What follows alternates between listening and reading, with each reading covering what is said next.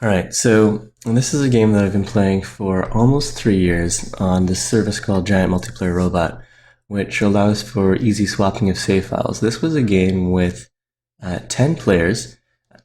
We're on the last turn here, so everyone who's gone before me has just surrendered. I won, or I think I won the UN vote.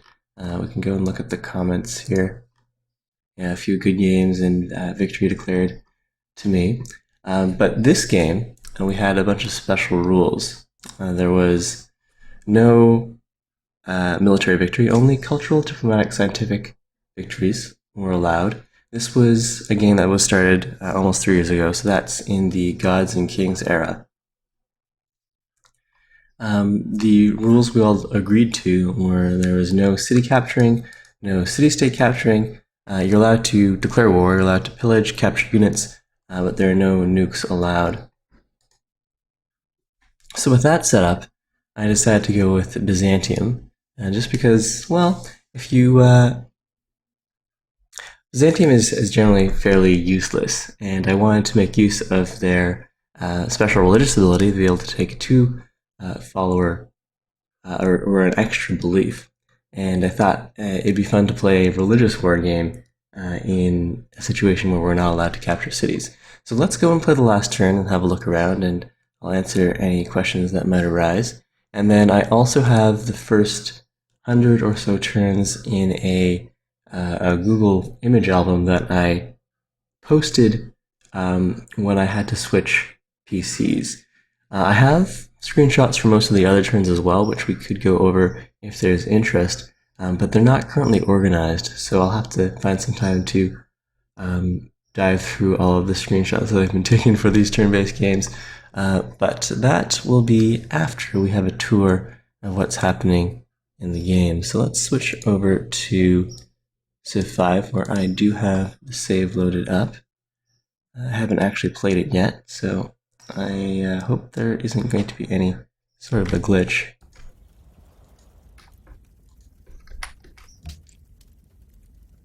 Sweden wants peace. We'll refuse that. So normally all of the players would be controlled by humans, but since they all surrendered, as we just had the diplomatic election results, we, of course, are Byzantium. We've got 20 votes, and people have a small smattering of votes elsewhere. We control all of the city-states except for Lasha. And maybe about 10 or 15 turns ago, I went to war with every civ that had the gold per turn to potentially challenge me on controlling some of these city-states. So, looks like we've got that well in hand. Let's just skip past all these screens because I want to check out what the status is. Okay, so we haven't actually won the game yet, but all of our human opponents realized that the game was in the bag. We completed the UN this turn, and it started the countdown timer, and we do have the required votes to win. Cool. So let's go and have a tour of this map. Matter Zero, we're not playing with any mods. This is Gods and Kings against humans. We played by email. This game I started almost 3 years ago, and the main rule is that we're not allowed to capture cities. So this ended up being a experiment in infinite city spam. So I think by the end, let's count up how many cities I have. 1, 2, 3, 4, 5, 6, 7, 8, 9, 10, 11, 12, 13, 14, 15, 16, 17, 18, 19, 20, 21, 22, 23, 24, 25, 26, 27, 28, 29, 30 cities. So by the end, I got up to 30 cities. Let's see what that looks like demographics-wise. So we're easily leading on all of the stats except for population and approval, also lagging behind just the tiniest bit on soldiers here. Now, the population score takes into account not total number of cities or citizens, but instead the actual number here. So because each additional citizen costs more food, that's reflected in the population cost. But if we go and look at how many raw citizens I have 317 citizens across my 30 cities, whereas the next, or the most populous civ according to demographics, is Ethiopia. Whereas Ethiopia only has 106 citizens. So massive span, taking over the entire map, got me 3 times the number of citizens compared to the person right below me. And so that was Tabernac here. I think around the time when, or maybe half a year or a year after we started this game, before we started this game, Tabernac wrote an excellent and very popular article about 3 and 4 city tradition, and he's demonstrating that very well here. Some really nice, highly populated cities, and for a while he was also leading on tech. He has, I think, quite a large number of wonders here. He's got 9 wonders: the Oracle, Great Wall, Chichen Itza, Porcelain Tower, Sistine Chapel, Taj Mahal, Louvre, Alhambra, and the Leaning Tower of Pisa. But that does not stand against infinite city span. And this was Gods and Kings, so it is a little easier to maintain happiness. And of course, with our peaceful rules, that really incentivizes grabbing as much land as possible, because there's no way you can lose those cities. Matter Zero asks, what's the point of all these soldiers? It was getting towards the end game, and I didn't really have anything else to do with that production, so I started turning out soldiers just to make some trouble for Ethiopia. But you're right. I really wouldn't mind having my city surrounded and starved out. These guys were just in here for fun. Okay, so what else did I want to talk about? Oh yes, religion. In this game, I actually, at the beginning, went for... we'll actually switch that back over to Chrome. So, let's see. Switch over to Chrome. Can I bring the album up again? Add capture window. Okay. Alright, so this was turn 0 for this game. I ended up settling in place. I had considered moving to the hill, but I wasn't sure what else I'd find over here, so settled turn 1. Explored with the warrior, found some ruins, and we'll see what happens from here. So these are the players we started with. If you play a lot of GMR, you probably recognize some of these players here. My username is NQCiv, which is what I used to go by when I played a lot with No Quitters back then. So if you play a lot of GMR, you probably recognize some of these names. Most of them are very regular players. And this was before I upgraded my PC. We're using I think this is either really low graphical settings or DirectX 9, but you don't have a nice fog. Anyways, training up citizens. We've got, of course, ourselves set up for the production focus trick. We get a warrior upgrade to a spearman, and what I end up doing is, seeing that there's a lot of space on the map, I end up deciding to train as many settlers as possible and grab as many, or rather, as many scouts as possible and grab as many ruins as I can. So here I'm scouting around. We've got tons of space. I think here I ended up being away at a conference and had to play Civ on a Mac. So I don't know what's going on in the background, but something interesting is going on in the background. Anyways, I did stick to taking these screenshots. We're exploring more and more of the map, seeing that there's tons of extra space. Right now I've got 3 scouts and a spear, and we're having good luck at grabbing ancient ruins. Starting the shrine, because I had this whole plan to dominate on religion. But, as hopefully we'll soon see, I end up not grabbing any of the early religions. Tabernac, our Ethiopian neighbor, grabs desert folklore and gets set up with all the best religious perks, and I end up being really worried that I won't found a religion, which totally defeats the purpose of choosing Byzantium. So if we go and look at the demographics here on turn 12, I'm number one on population, and that's because I found, I think, well, at least one population room, possibly two. Pretty low on manufactured goods since we're not working any of the hills and didn't settle on a hill. But going for all those scouts has us number one on soldiers, which probably means that none of our opponents ended up going for mass scouts. So we're still having good work hunting down. Good luck having our scouts work on hunting down ruins. We got a upgrade to an archer there, and we met two of our neighbors, Islandia controlling the Maya and Tabernac controlling Ethiopia.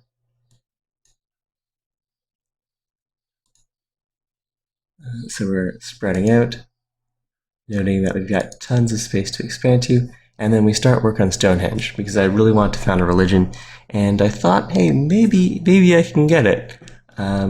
I didn't have a good reason to believe that. As we saw from the demographic screen 6 turns ago, we didn't have the highest production, but I didn't have the best plan, so I thought, we may as well try for it. But as we'll eventually see, I do lose out on that, and in hindsight, the best way to get a religion would have been if I had been churning out settlers right from the beginning and just having faith from a whole bunch of shrines. Anyways, here I go and see that Tabernac is about to settle his first city. Meanwhile, I'm still fruitlessly working on Stonehenge. And we do have a slight barbarian problem here with all this empty space. There was tons of room for barbarians to spawn. And it looks like I lost some units to barbarians. I'm still keeping an eye on my neighbors here. Islandia is in positive culture turn. Meanwhile, I am at a slight deficit thanks to all the scouts that I have running around. Here we're 6 turns away from Stonehenge. Working on archery. Now, it's 5 turns, it would seem. And we lost it on Stonehenge by 5 or 4 turns, depending on where we were in the turn order. So now it looks like it's time to switch over to settler production. I got one settler here. I'm assuming I went down Liberty and got a free settler off of that. Or, oh no, I must have. Okay, so I bought the settler. I realized my mistake trying to get faith off of Stonehenge and realized that I really needed to start settling cities. So I assume we went down Liberty here, but we might not have. Hopefully we'll get a view of the social policy choices at some point. Anyways, I decided to go for a granary. I wanted to grow this up and maybe churn out the settlers a little faster. And now it's time for non-stop settler production. So it looks like I also needed to get an army online to deal with all of these barbarians. And we do have the option. I have a spearman here hoping to take this worker. This worker either belongs to the Maya or Venice. If I recall correctly, it's one of Venice's workers, and I end up freeing it, letting it go, and then having barbarians retake it to get a whole bunch of free influence with Venice. Alright, but I'm curious to see what I end up doing with this settler, because I don't have an escort, and at least while he was training, there were barbarians everywhere. I guess the range attacks from our cities were able to take care of that before the settler popped. Alright, and we managed to do a little more exploring. We see that the Ottomans are... Wait, I think this is a different game then. Alright, so this is a screenshot from a different game. This is a screenshot from the Into the Renaissance custom scenario that I was also playing by email. Again, we are the Byzantines, and looks like the Turkish are going to be making some trouble for us. But that's a story for another day. That game is still ongoing. I think we're passing the 3 year mark on that game as well. All right, so back to the actual game that I'm trying to follow here. So we've got plenty of happiness that'll support a number of cities. We can see that Tabernacle already has his 4 cities down, and he'll stay on those 4 cities for the rest of the game. Here my spearman is trying to do his best to take that worker, but right now it looks like we're about to get surrounded. So we're just fortifying there, letting the barbarians crash into us. We've settled our 3rd city finally, still working on pumping out settlers and working on monuments. I don't know if I've gotten my shrines up yet. Looks like I needed to take a slight detour to get some more military units online to deal with all of these barbarians. So they're shrine first in our expansion cities. We're getting monuments up. All right, so looking at demographics, we're leading on manufactured goods. I'm assuming I went down Liberty and have the settler production bonus by now. Plus, we are finally on 4 cities, so we're holding nicely there. As for literacy, we are in the middle of the pack, slightly below average. And still pumping settlers. All the other cities are getting their shrines online, so it looks like I didn't prioritize religion as much as I remember doing so. I guess I really wanted to get the culture going to unlock some more policies. And we see that city-states are starting to mark some more of these camps to be cleared. We freed the worker from Venice here, got a whole bunch of influence with them, and got ourselves up to ally status. That extra food is going to be really beneficial. Especially if we're going infinite city span, then the extra food for all of the cities is much more powerful than if you were only on a couple cities. So we've got other settlers wandering out, getting ready to settle new locations. This settler is going farther afield because I was worried that Tabernacle was going to go and settle in another city, and I wanted to claim as many unique luxuries as possible. And because we're playing with no city capture, once you claim a spot, you have it for good. So rushing settlers out to claim all the unique luxuries, definitely my thinking at this stage, 50 turns into the game. I didn't do too much pre-planning, but I don't think any of the other players ended up going for this strategy, because if we, as we'll expose more of the map, we see that no one else dedicated themselves to the extreme city spam that I ended up doing. And we can see that Islandia is still pushing out. He settled Tikal here. I would have liked to take Tikal, and that would have meant that I wouldn't have to push all the way over to the west to grab the copper over by the Ethiopians. But we did lose out on that particular city spot. Moving forward slowly past all those barbarians, trying to head over to the copper. Still pumping settlers in the capital. That granary I never got up to 6 population. I started settler production immediately after finishing the granary, but it is helping. That 2 extra food, I think, is converted to a hammer. I don't think I have a shot of the city screen, but it's not completely useless. We're starting to get workers online. This far into the game, we only have the 1 worker off of Liberty. Starting to remove tiles, and we've got some intel on Tabernacle's lands here. We can see that he has desert folklore. He already has Sikhism. It's at 2 cities. I'm not sure how many other religions are left, but Sikhism is definitely going to dominate. We have the Pantheon. The Pantheon that I chose. We'll have a look at the religious screen at some point. I don't recall what Pantheon I did end up taking, but it's clear that faith-generating Pantheons were not available. So we're only pumping for faith per turn, and that's just off of the shrines, off of these 4 cities. We have a couple more shrines coming online.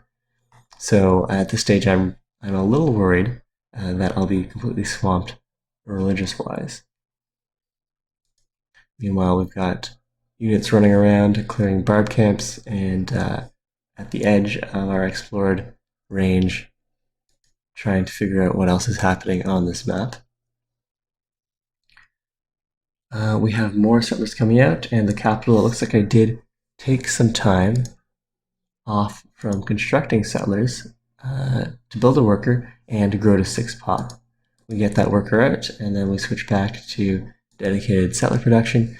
If we go look at the manufactured goods screen, or the demographics screen, we're still leading on manufactured goods. We're twice the average, and some of that is to do with the production bonus from settler production. We have the most land, so we're definitely doing well with the infinite city span at this stage, but we are behind on technology, and we'll see that eventually we do catch up. All right, so still pumping settlers in the capital. Some of the other expansion cities are working on workers. We've got some chariot archers working to deal with these barbarians, and then our last unbuilt shrine is about to finish, at least of the cities that we've settled thus far. And it looks like we're going to try to get some more free workers. I'm not sure if this is Islandia's worker or city-states. In any case, having all these units running around has been paying off for us. We got a lot of ruins and a lot of city-state quests, release Venices, and we'll soon get a few more for clearing camps. So still rolling through, we've got some more settlers wandering out. 2 settlers here. We're trying to claim a bunch of land to prevent Tabernac from expanding any further. He sees what's going on. I think we do go to war briefly, but he ends up dedicating himself to maximizing growth in his 4-city empire. Tons of barbarians. Looks like we're going to need to send some reinforcements in. And we are getting ready to settle a few more cities. Clearing a barb camp got us some influence with Antwerp. So we have another city-state ally. And it looks like we're getting in a little closer. I think I want to settle this settler on this hill, or possibly up over this way. And then this guy wants to grab some of this citrus. Still leading on land and manufactured goods, and trailing further behind on technology. Our crop yield is doing pretty well as well. Alright, so we've settled one city right by the Ethiopian border. I think that this is on the desert, and then we've got another settler in over here who's trying to grab the citrus.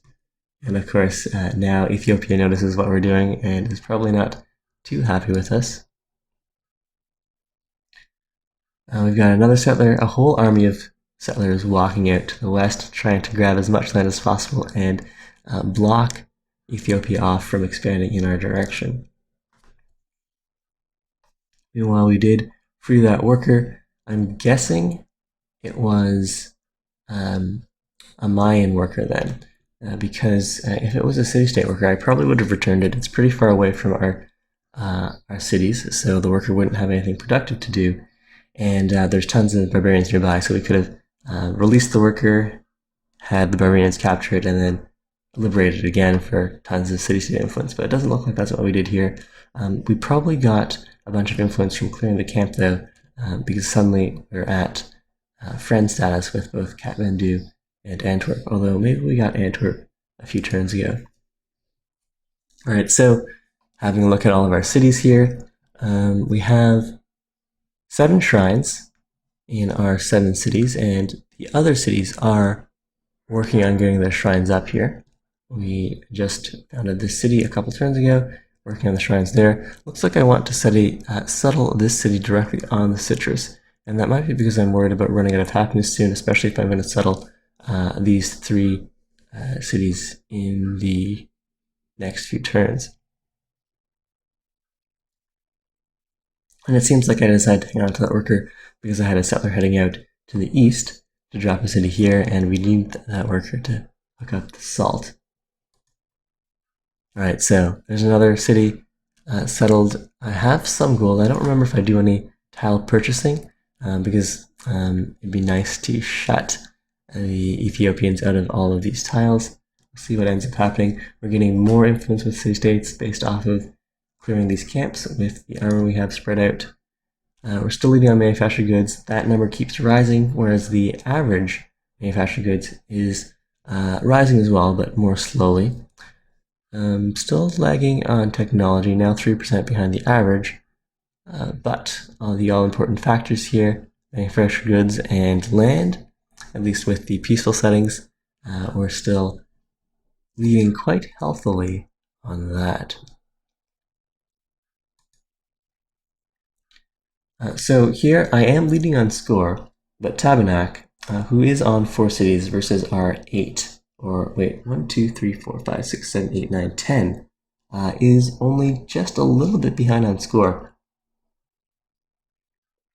The population metric is probably adding a lot to that. Plus, he has a dominant religion, and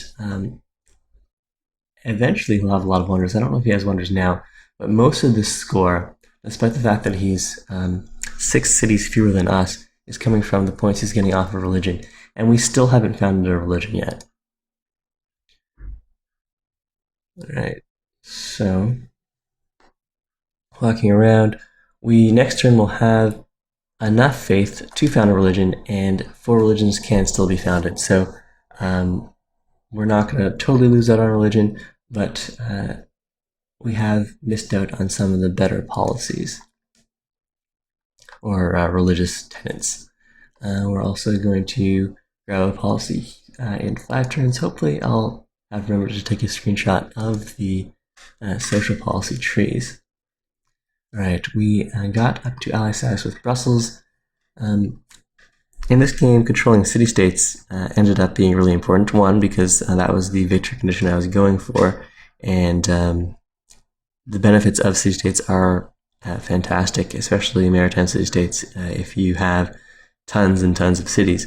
But also, because we are playing with no city capture allowed, the only danger your cities face is from city-state controlled units, in which case, if Tabernac had allied with Brussels and then declared war on me, those units could potentially cause a lot of trouble for the nearby cities, especially if Tabernac's army weakened the cities and then he let the city-state units go and take the cities. Alright, so we now have the acquired faith, but I don't remember if this was one of the games. My voice cut out completely. Uh-oh. Okay, now it's back. Alright, thanks for your trick. Thanks for letting me know. Hopefully we don't have too many problems with that. So I don't remember if this is one of the games where we had to wait a frustratingly long time for the Great Prophets to spawn. But we'll soon see. I think I keep the tooltip on this whole faith thing because I was a little frustrated. Okay, so my voice keeps disappearing. I don't know if it's just happening for Fruit Strike or for everyone, or if it's something to do with my own audio settings. Does my voice sound fine while it's coming through? If it does, then I don't know if there's too much that I can do to play with that. Anyways, let's see how we do on the whole Great Prophet spawning. Did we spawn one? It doesn't look like we have.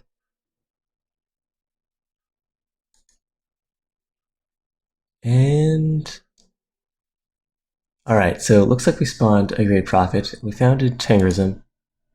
Alright, so yes, we actually only had to wait a couple turns before spawning that Great Prophet. We founded Tengrism, which of course is my favorite religion, or at least religious symbol.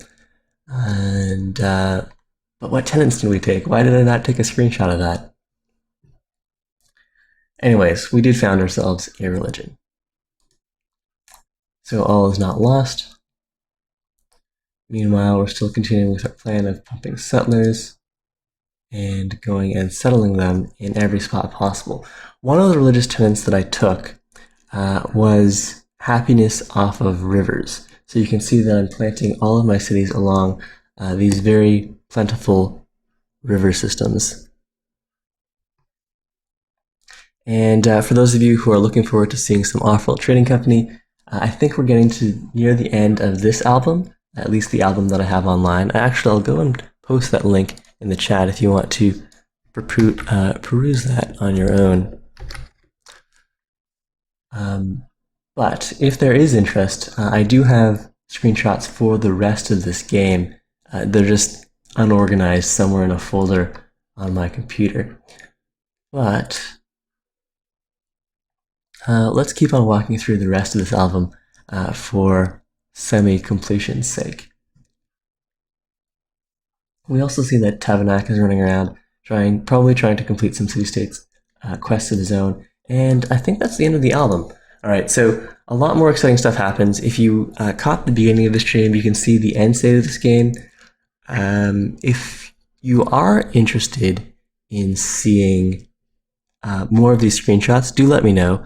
I don't know if this will be the most video for most people, but it's definitely something that I haven't done before. So I am going to post this to YouTube, so you guys over on YouTube, I'll post the link to the album. Do let me know if you're interested in seeing the rest of the screenshots, and if you want to see me walk through that, or at least some of the later game stuff. I guess probably my opponents in this game would want to see that, so when I have time, I'll try to organize the rest of the screenshots. But yes, that was a GMR game, played by email game that had started almost 3 years ago, and we finally reached the conclusion. It ended with me building the UN and controlling almost all of the city-states, and everyone conceded after that. So let's go and wait. Do I still have Civ open? We'll switch back to Civ. We'll save the game, submit the turn, so that Tabernac can see the UN screen, and we can close this out. Let's still go and decide on what we're going to do here. So we built out the United Nations. While we're here, why don't we go and build ourselves a research lab? Yes, Matter Zero. GMR games are a exercise in extreme patience. I suppose we could build out some wonders. Not that I really need them for anything. Let's go and build ourselves a hydro plant. We'll be the production empire, as well as the diplomatic leaders of the world. And here I was having some fun just building out some units to make some trouble for Tabernac here. Infantry, these guys. Why don't we go and build out some artillery here? Infantry, sure. And paratrooper, why not?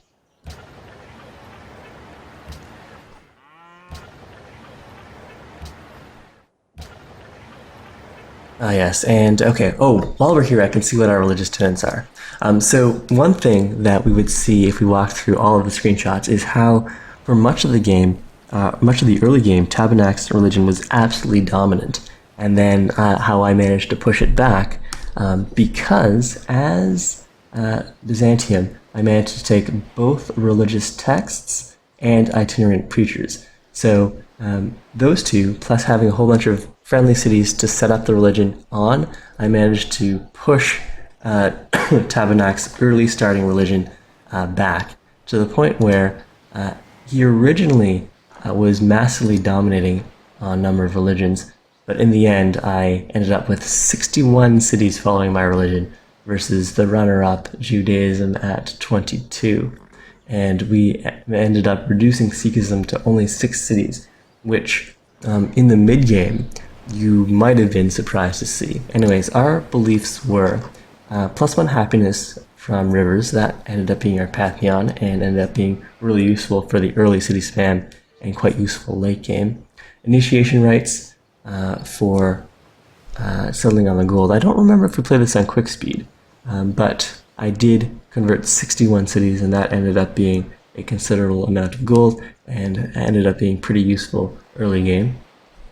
Happiness off of shrines. I wanted to get happiness anywhere I could because Tabernac took pagodas and all of the nice happiness granting religious perks.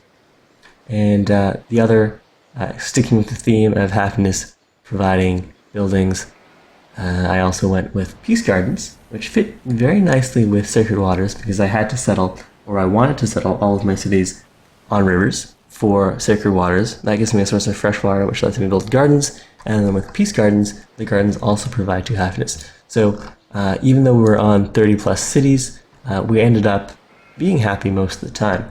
And in fact, in this game, I managed to get access to every luxury resource on the map. And so every one of our cities is in a We Love the King Day, which is awesome. All right, let's go and have a look at this. So yeah, if you just look at our luxury resource spread, we have every resource on the map and almost all the city-states. So maybe we'll have one of these cities work on a happiness building just so that the people in this world can be happy as we rule it. Let's have an observatory. We can rule the world by science as well. Ooh, and it looks like Tabernac made some gains here. I was being a little goofy and I sent out a great general to try to steal some land. I wanted to go and add insult to injury and convert the last of his cities over to Tengrism. But it looks like he had enough firepower to stop that from happening.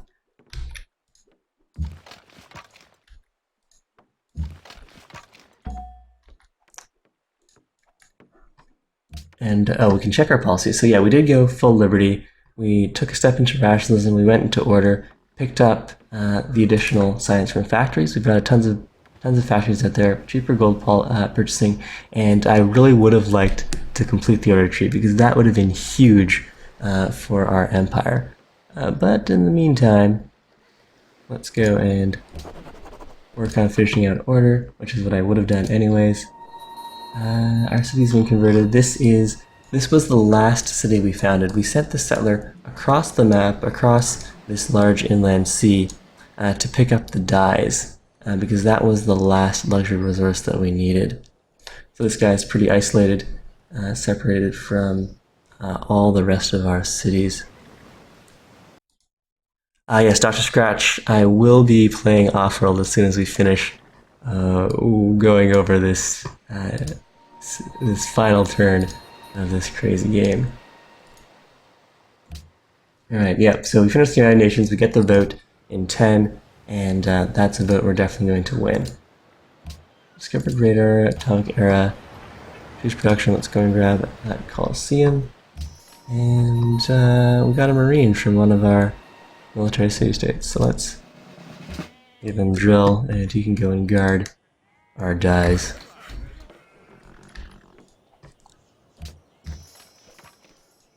And I suppose we'll keep pushing these guys out over to some trouble for Tabernac. And we can automate our workers here. Doesn't really matter.